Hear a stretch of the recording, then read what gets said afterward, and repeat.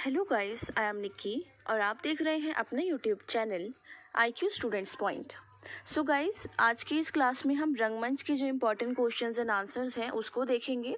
साथ में किस तरीके के क्वेश्चन, जैसे कभी कभी दो क्वेश्चन एक जैसे होते हैं जिनमें आंसर हमें एक ही लिखना होता है बट वो क्वेश्चन हमें लगते अलग अलग हैं। ठीक है, तो उन क्वेश्चंस को भी डिस्कस कर लेते हैं कि वो क्वेश्चंस हम कैसे अटेंड करेंगे। So let's start. सबसे पहली बात, क्वेश्चन डिस्कस करने से पहले मैं आप लोगों को बता दूं कि ये जो PDF है मैं आपको टेलीग्राम मेन चैनल पर प्रोवाइड कर देती हूँ। वहाँ से आपको इसके आंसर्स भी मिल जाएंगे और जो मैंने इसमें से इंपॉर्टेंट क्वेश्चन बताए हैं वो भी आपको मिल जाएंगे। ठीक है, तो हमारा जो आपका फर्स्ट क्वेश्चन आप देख रहे हो, भरत मुनि कृत्य नाट्यशास्त्र का संक्षिप्त परिचय दीजिए। और दूसरा क्वेश्चन है, भरत मुनि कृत्य नाट्यशास्त्र के अध्यायों का संक्षिप्त परिचय दीजिए। ये दोनों क्वेश्चन सेम है स्टूडेंट, इसके अंदर सेम टू सेम आंसर लिखा जाएगा। ऐसा नहीं है कि आप क्वेश्चन देख के कंफ्यूज हो जाओ कि यार इसमें अध्याय पूछे गए हैं और इसमें सिर्फ परिचय पूछा गया है। तो कंफ्यूज होने की बिल्कुल भी ज़रूरत नहीं है, दोनों में एक ही आंसर लिखा जाएगा। ठीक है, एक बार हम आंसर पर नज़र डाल लेते हैं। बाकी इनके आंसर जो हैं वो तो ऊपर ही हैं, कोई घबराने वाली बात नहीं है कि हमें आंसर नहीं मिलेंगे या जो भी है वगैरह वगैरह।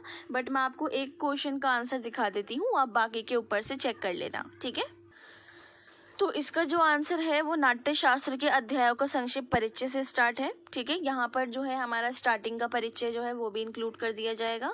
और ये आपका आंसर इतना बड़ा है, लेकिन ये इतना बड़ा आपको नहीं लिखना है। इसमें जो है टोटल 26, 27, 28, 29, 30, 31, 32, 33, 34, 35 और 36 चैप्टर्स दे रखे हैं। 36 चैप्टर्स को आपको याद रखने हैं और अपनी लैंग्वेज में इनको कन्वर्ट करना है। ठीक है, कि किस चैप्टर में क्या बात बोली गई है वो चीज़ आपको खुद बतानी है।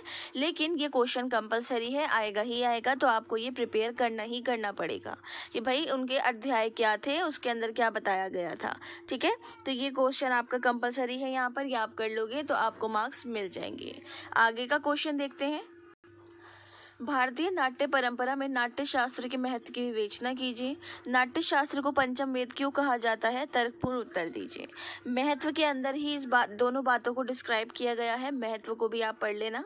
कंपलसरी क्वेश्चन तो मैं नहीं बोलूँगी, लेकिन हाँ इंपॉर्टेंट है, आप इसको कर लेना।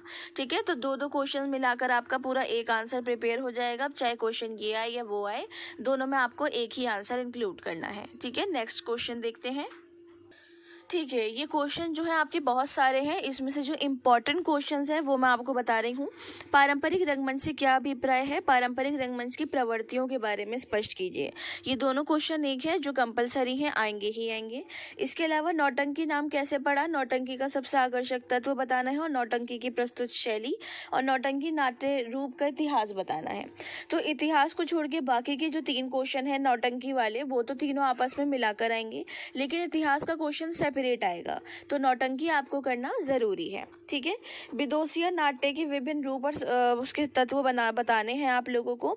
विदेशिया नाटक के आपको ये चीजें जो बतानी है, ये भी क्वेश्चन कंपलसरी है, आपको करना ही करना है। इसके बाद ख्याल की परंपरा बड़ी समृद्ध और संपन्न हो रही है। ये वाली लाइन जो है ऊपर ही है, आप लोगों को बहुत ईजिली मिल जाएगी, घबराने वाली बात नहीं है। इसको आप प्रिपेयर कर लेना, क्योंकि इस टाइप के क्वेश्चंस दिए जाते हैं बच्चों को कंफ्यूज करने के लिए। ठीक है, तो ये वाला जो है आप ये वाला क्वेश्चन भी कर लेना। इसके अलावा मार्च के मंच निर्माण का विवरण देते हुए उसकी विशेषता लिखिए। इस क्वेश्चन को छोड़ के जो 16 क्वेश्चन है, आपको मार्च के उद्भव और विकास का संबंध बताइए, ये क्वेश्चन प्रिपेयर करना है। ठीक है, तो इसके अंदर मैंने आपको क्वेश्चन नंबर 16 बताया है, नौटंकी वाला बताया है, विदेशिया बताया है, फर्स्ट सेकंड थर्ड बताया है। ठीक है स्टूडेंट, आगे बढ़ते हैं।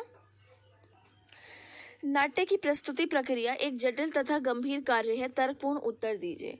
ठीक है, ये क्वेश्चन आपको करना जरूरी है, ये क्वेश्चन आएगा ही आएगा और बहुत इंपॉर्टेंट और बहुत इजी क्वेश्चन है, लेकिन आएगा जरूर। ठीक है, तो इसको प्रिपेयर कर लेना, काफी बेटर रहेगा।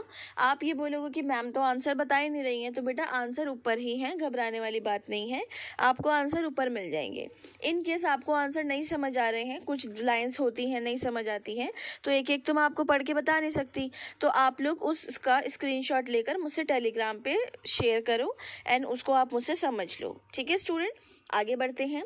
प्रस्तुति प्रक्रिया में नाट्य कृति का चुनाव करते समय किन किन बातों का ध्यान रखना चाहिए? प्रस्तुति प्रक्रिया के विभिन्न चरणों का विवेचन कीजिए। ये दोनों क्वेश्चन एक जैसे हैं, दोनों क्वेश्चन में एक ही आंसर लिखा जाएगा। नाट्य के पूर्वाभ्यास से क्या आशय है?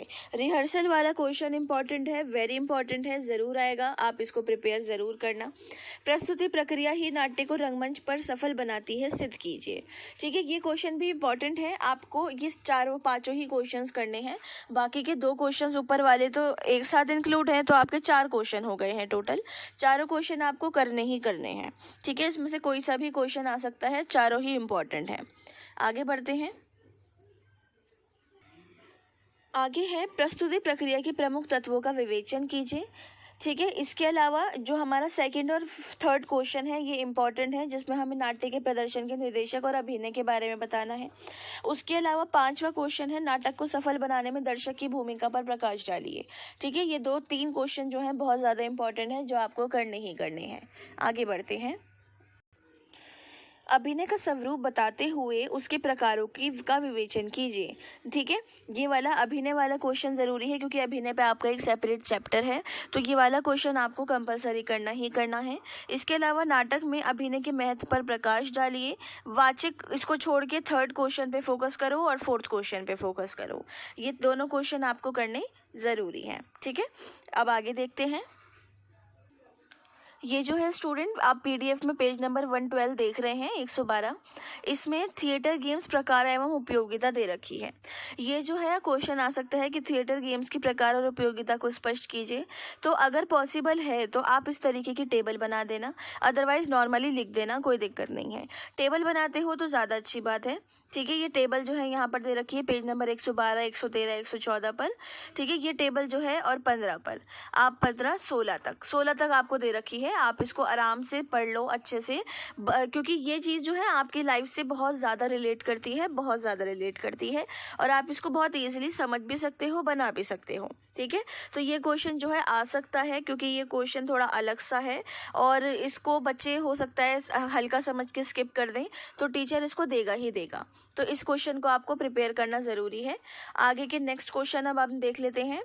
नेक्स्ट क्वेश्चन में हमसे पूछा जा रहा है, आश्वाभिनय से आप क्या समझते हैं? आश्वाभिनय कल्पना को उड़ान देता है, स्पष्ट कीजिए। ये दोनों क्वेश्चन बहुत इंपॉर्टेंट हैं। उसके बाद नाट्य प्रशिक्षण में थिएटर गेम्स की भूमिका पर प्रकाश डालिए। थिएटर गेम्स जो है, जो मैंने आप लोगों को दिखाए हैं, उसका प्रकार और उपयोगिता, उसके ऊपर थिएटर गेम्स के बारे में लिखा हुआ है। उसके अलावा थिएटर गेम्स के द्वारा आत्मविश्वास कैसे बनता है, वो चीज़ भी उसके अंदर ही लिखी हुई है। तो ये 4 क्वेश्चन आपको करने बहुत ज़रूरी हैं। थर्ड क्वेश्चन पर भी थोड़ी बहुत नज़र डाल लेना, बाकी इतना इम्पोर्टेंट नहीं है। ठीक है, आगे बढ़ते हैं। नेक्स्ट क्वेश्चन है, रंग प्रस्तुति में संवाद वाचन के महत्व पर प्रकाश डालिए। ये क्वेश्चन बहुत इंपॉर्टेंट है। दूसरा क्वेश्चन है, आदि रंगाचार्य भरत मुनि द्वारा रचित नाट्यशास्त्रम में वाचिक अभिनय से क्या अर्थ है? ये भी वेरी इंपॉर्टेंट क्वेश्चन है। इसके अलावा 5वां क्वेश्चन, सीन वर्क से आप क्या समझते हैं, वो। और थर्ड क्वेश्चन है, शारीरिक अभ्यास अभिनेता की प्रस्तुति में बहुत सहायक है। ठीक है, ये तो एक आम मतलब जिंदगी पर बेस्ड है, ये तो आप आराम से ईजिली कर सकते हैं, ये तो कोई घबराने वाली बात नहीं है। इसके अलावा 6 क्वेश्चन है, पूर्वाभ्यास और सीन वर्क का क्या संबंध है? तो ये जो ऊपर वाला क्वेश्चन है और 5वां वाला क्वेश्चन है, ये आपस में रिलेट है। तो जब आप 5th क्वेश्चन और 3rd क्वेश्चन कर लेते हैं, तो ये आपका इजीली प्रिपेयर हो जाएगा। ठीक है, तो आप इसको ऐसे अच्छे से प्रिपेयर कर सकते हैं। अब हम नेक्स्ट क्वेश्चन देखते हैं। नाट्य प्रस्तुति में मंच प्रबंधक की भूमिका पर प्रकाश डालिए। सेट की भूमिका को रेखांकित कीजिए। ये 2 क्वेश्चन आपस में एक जैसे हैं, एक जैसे इन द सेंस कि मिलाकर आ सकते हैं तो अलग अलग, लेकिन मिलाकर आ सकते हैं। ठीक है, जैसे नाट्य प्रस्तुति में मंच प्रबंधक की भूमिका पर प्रकाश डालिए क्वेश्चन मार्क, उसके बाद सेट की भूमिका को रेखांकित कीजिए पूर्ण विराम। ठीक है जी, तो जी अब आगे बढ़ते हैं। ब्रोशर निर्माण की प्रक्रिया के विभिन्न चरण कौन से हैं? वेरी इंपॉर्टेंट क्वेश्चन, ये आएगा ही आएगा आपका, आप इसको बहुत अच्छे से प्रिपेयर करना। रंग सामग्री का परिचय देते हुए इसके विविध अंगों पर प्रकाश डालिए। बहुत छोटा सा आंसर है इसका, घबराने वाली बात नहीं है, इसको भी प्रिपेयर कर ही लीजिएगा। ठीक है स्टूडेंट, सो आप लोगों का जो रंगमंच है उसका हमने इंपॉर्टेंट क्वेश्चन सीरीज देख ली है। इस क्लास में आपको कोई डाउट है? मैं अगेन बोल रही हूँ कि आपको कोई आंसर समझना है, कोई डाउट है कि भाई मुझे ये आंसर की लाइन है समझ नहीं आ रही है, तो या तो आप कमेंट बॉक्स में उसको टाइप करके भेज दो, ठीक है, वहाँ पे तो स्क्रीनशॉट शेयर होगा नहीं, या फिर टेलीग्राम पे आप मुझसे स्क्रीनशॉट शेयर कर लो, मैं आप उसको अच्छे से डीपली समझा दूँगी। कोई घबराने वाली बात बिल्कुल नहीं है। इस क्लास के रिगार्डिंग आपको कोई क्वेश्चन, डाउट या सजेशंस हैं तो आप मुझसे कमेंट बॉक्स या टेलीग्राम चैनल पे पूछ सकते हैं। Thanks for the watching and best of luck all.